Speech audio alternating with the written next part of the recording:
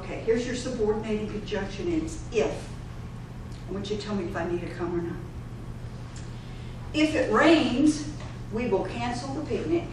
No.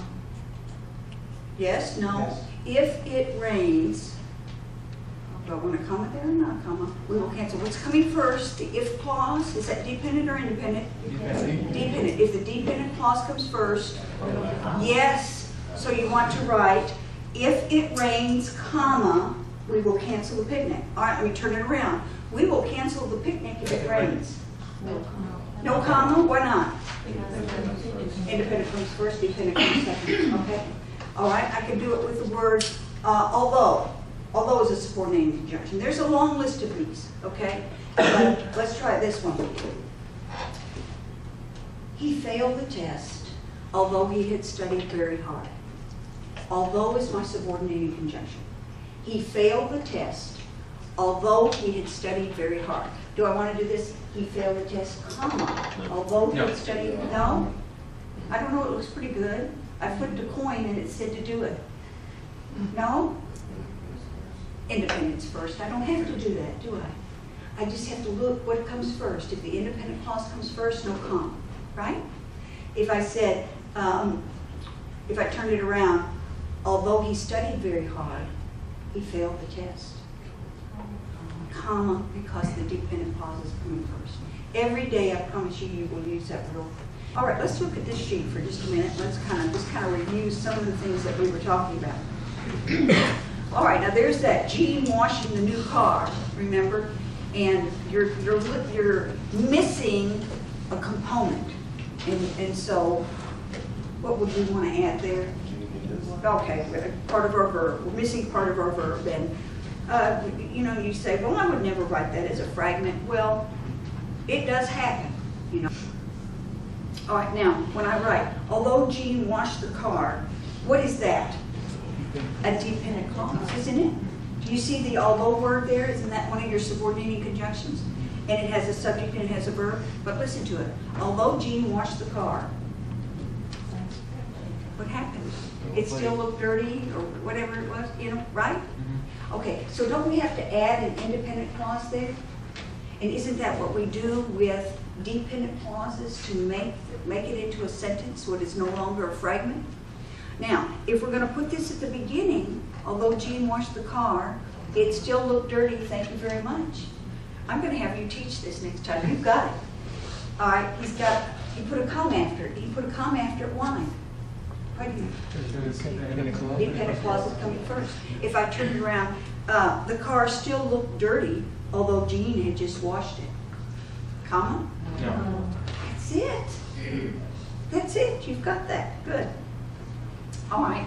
The next part of it, it talks to you about those terms that I have defined for you, and it tells you all about dependent and independent, and gives you some example there. All right, now, go down to this line where it says, dependent clauses may begin with a subordinating conjunction such as, and here are some of them. I didn't list 41 of them, but I listed a few of them, okay? After, although, before, because, if, since, when, or why. They're not always subordinating conjunctions, but many times they are. And that will give you some examples of them, okay? All right, so let me tell you about this. There are some question marks, like the word who. And if I said, who is at the door, that would be one of the questions we talked about. That would be a question, and it is a sentence, okay? Now, I'm going to use who in a different way.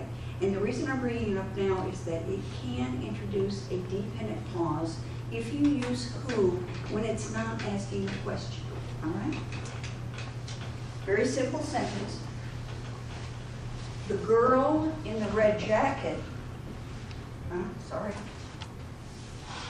the girl who is in the red jacket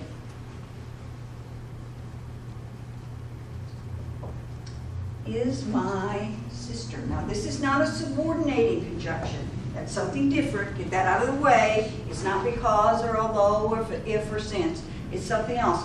But in this sentence right here, I have both an independent clause and I have a dependent clause.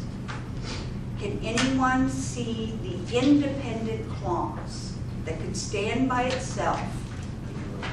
It starts with the girl is what? Is my sister. What? Is my sister. That's it. The girl is my sister. Okay, let me underline this, and let me underline this. That's my independent clause that I could write by itself that would be a complete sentence. That wouldn't be a fragment, wouldn't it? I could just write, the girl is my sister. Again, not the greatest sentence, but it's okay. Girl, subject is, right? Now we have, who is in the red jacket? In this sentence, is that a question? Am I asking something? Now listen to it. The girl who is in the red jacket is my sister. Am I asking a question? I'm not. Okay, do you see that word who? You're answering a question. It's what? You're answering a question. Yeah, really what it is, it's a description. It's like, instead of using the beautiful girl, this is used to modify or describe or show you which particular girl, okay? And it's more than one word. This is one of those dependent clauses. Who is actually the subject? It's a pronoun, it's a subject. This is my verb right here. This is a dependent clause.